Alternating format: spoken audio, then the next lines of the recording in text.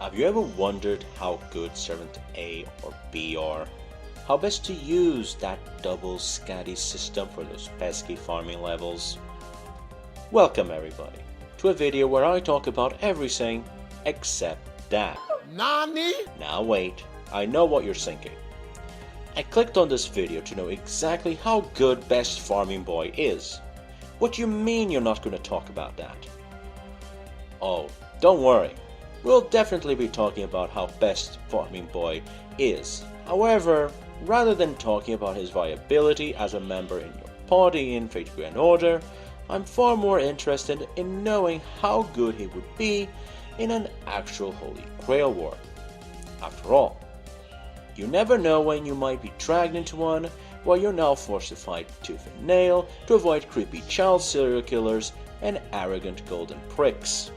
This will be a series of videos where I talk about your favorite servants and discuss whether or not they would be good options in a Holy Grail War, or if they would be absolute disasters that you would much rather force them to commit suicide than having to risk dealing with their schemes.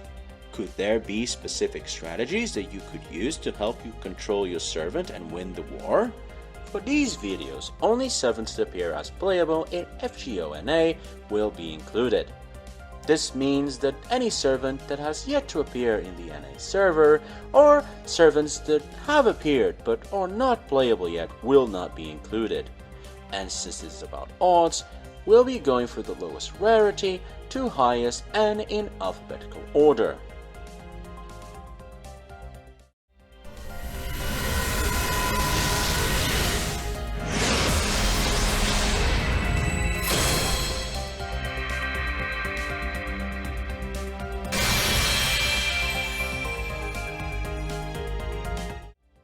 And who better to start with than with the best archer at farming, Arash. Arash is a really good cheap option as a one-turn killing machine, and with the correct support you can even have him shoot his kamikaze noble phantom multiple times in the same battle. Now that's a lot of value. As such, he's a great option for max ascension for the majority of the player base. But would he really be that good of a servant in a Holy Grail War? The answer may surprise you. Now, while in the game you can use Arash in every fight, as if he never blew himself up in the previous battle, in a real Holy Grail War, Arash using his Noble Phantom means game over. He is gone. Once he has used it, he will die afterwards, and unless you are the last person standing after that, you are not going to win the war. However, let's look at his personal skills first. I'm not going to talk that much about his magic resistance and independent action. His magic resistance is low, but it can mitigate minor spells and somewhat weaken tougher spells, but for the most part, you can pretty much ignore it. As for his independent action, it basically means he doesn't need a master's directions and orders to act and works really well as a scout. First of all, we have his first skill, Toughness. Now the skill itself is really simple to understand. Basically put, Arash is tankier than you would expect an archer to be. He has enough resistance to poison that he can touch Serenity without any side effects. Serenity, by the way, is a servant whose every part of their body is literal poison, and just touching her can cause instant death. Not that that will ever stop you from trying, but I understand. She's adorable. He's also pretty durable. He can take a fatal wound from Lancelot's Noble Phantom and still stay around for long enough to shoot his own Noble Phantom. As for his other two skills, they are also quite interesting. You have Arrow Construction, which basically allows him to create arrows from his own magical energy, essentially granting him an endless supply of arrows. And finally, you have his Clairvoyance, which acts as a future sight skill. In other words, he can somewhat predict the future and is also able to mind read to some degree. Regardless, this does mean that Arash is hard to take down, has infinite ammo, and can not only predict your actions, but even mind read you to some degree. His stats are also nothing to scoff at. Aside from his mana and luck, his other stats are pretty comparable to most high-end servants, such as Arturia and Gilgamesh. So his personal skills, while not flashy, are pretty good, and his stats also put him well positioned against most servants.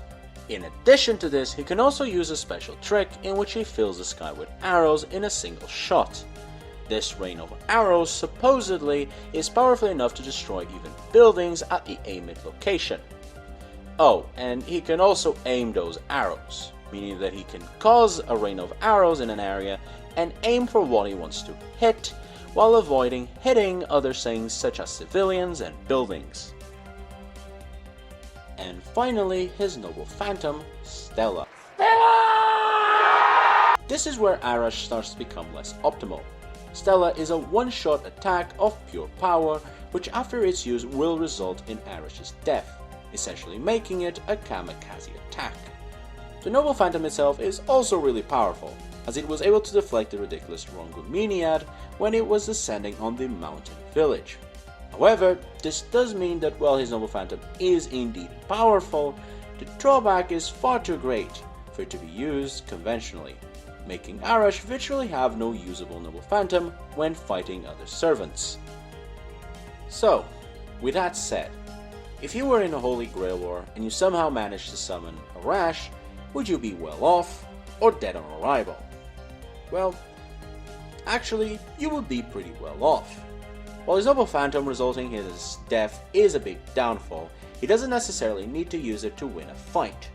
Arash is one of the best archers, and by that I mean in archery, comparable even to Sir Tristan, another notable knight of the Round Table. I mean, just for perspective, to help the main character of Fate Grand Order travel from one village to another, Arash tied an arrow to a pillar, had the main character, Mash and Bedivere sit on top of it and then fire the arrow. That same arrow then dragged the pillar with all three of them on top to the destination, and that's just a regular shot. Arash's arrows pack a serious punch, and his trick to create a rain of arrows which all pack the same punch make him able to pin down most enemies. In addition to that, his high durability and ability to predict the future make him really difficult to take down. Basically put, in most Holy Grail Wars, the only way Arash is going to die is by his own noble phantom. Of course, this doesn't mean that there aren't complications and issues. Arash cannot realistically use his noble phantom unless it's the only option left. This means that when Arash faces an enemy that he can't beat with his regular archery, he will be hard pressed, as the enemy will be able to use their noble phantom without restrictions, while Arash can't without sacrificing himself. So while Arash will likely be able to deal with the vast majority of servants that appear in front of him, any servant with unique skills or noble phantoms that counter Arash will force them to attempt a double KO. So with all that said, if you have Arash, what is the best thing you can do to maximize your chances to win? Well, first of all, you'll need to study your enemies. Now, obviously, in any type of conflict, knowing your enemies is important. However, Arash does bring with him tools that will make this easier for you. Take advantage of Arash's clairvoyance to scout your enemies from afar and to understand their habits, their personalities, and more importantly, their strengths and weaknesses.